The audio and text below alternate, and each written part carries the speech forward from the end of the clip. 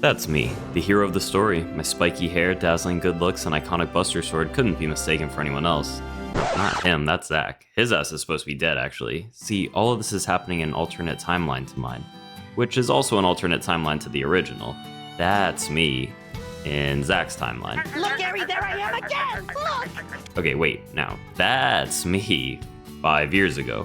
See, I like to start my stories with a little recap. Last time on Dragon Ball Z.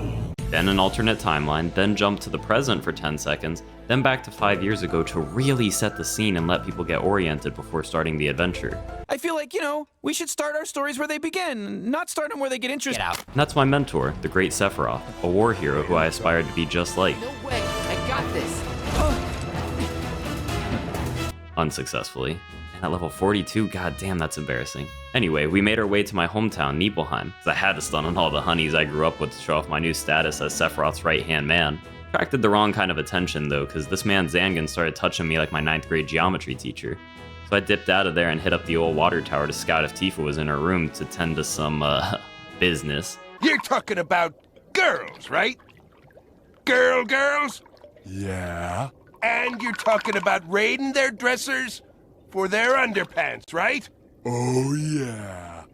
Well, count me in. It's a dog-eat-dog world out there, son, and I had to see if her bra size had changed enough to make a difference in my feelings towards her. Then the next day, she came running up looking like Jessie from Toy Story. And if you're wondering how that affected my feelings towards her, I straight up let her ass die at the reactor. I do not tolerate that country shit. Looking back on it, I don't know how I didn't notice that Sephiroth was evil. He was hitting the Itachi look-back pose, laughing maniacally. It should not have been this hard to solve that puzzle. Yeah, I'm great at puzzles. You're a born puzzler, Winston. Hey, Smith, what do you think it's gonna look like? What do I think it's going to look like? Yeah, the puzzle. Winston, it's on the box.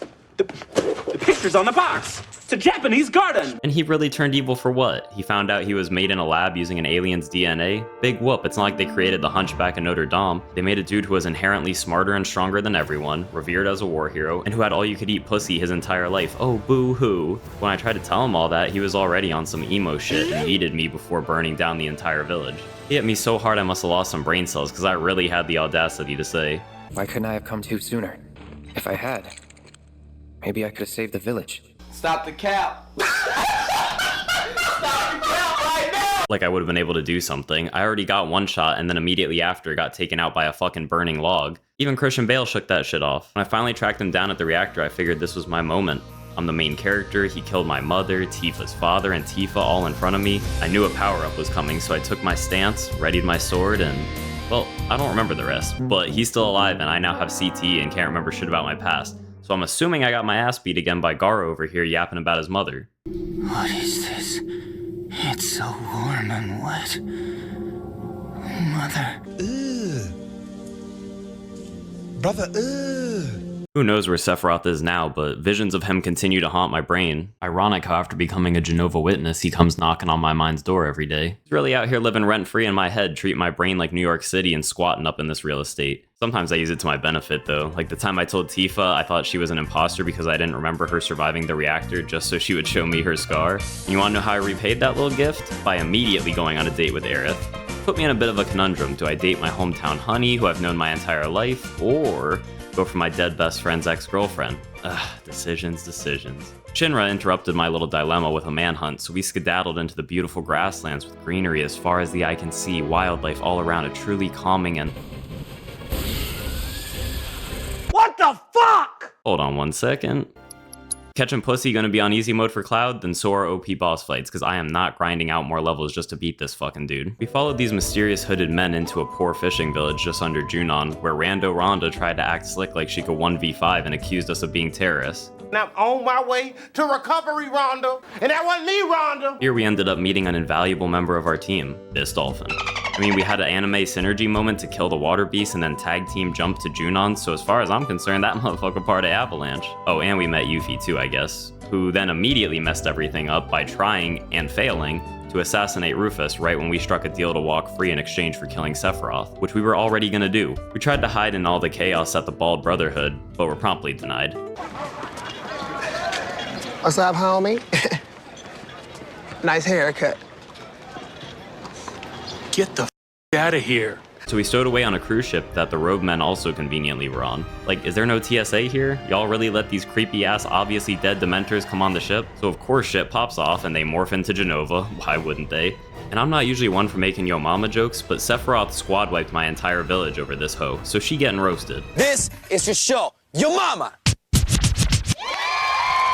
Yo mama so ugly, they called your family Beauty in the East. Yo mama so ugly, even Bryce Walker wouldn't take advantage of her when she staggered. Yo mama so ugly, I literally couldn't touch her with a 6-foot pole. Yo mama, nah, that's all I got, but she ugly for real. Almost turned me off to women altogether. Tifa tried to save me by showing me her titties again. That shit was looking like Mr. Garrison's at this point, and I slashed out in fear. Without women on my mind, I was unhinged. I killed a whole squad of Shinra men, then dropped this cold ass line.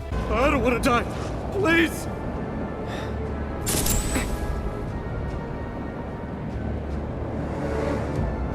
It's not death. It's a homecoming.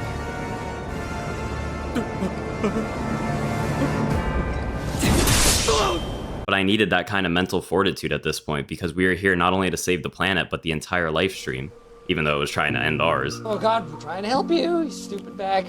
I don't have time in a 10-minute video to explain everything that got us here. Hell, Square Enix didn't have enough time in a 60-hour game to properly explain it either. But essentially, Sephiroth was trying to converge every timeline into one to become the god of all of them. I saw infinite versions of our story play out in seconds, countless minute decisions completely altering the trajectory of entire timelines, all converging into one final showdown. I had seen Aerith die tens, hundreds, thousands of times, and here I was watching it happen again right before my eyes. But the one thing Sephiroth didn't count on was the true vastness of infinity, and the complete bullshit of multiverse stories. Because in bringing all the timelines together, he hand-delivered Zack and Aerith to me, and together we were able to make him fly away, so that's a win. For now, I guess we'll have to wait a quick 4 years till the next game and find out, so see you then.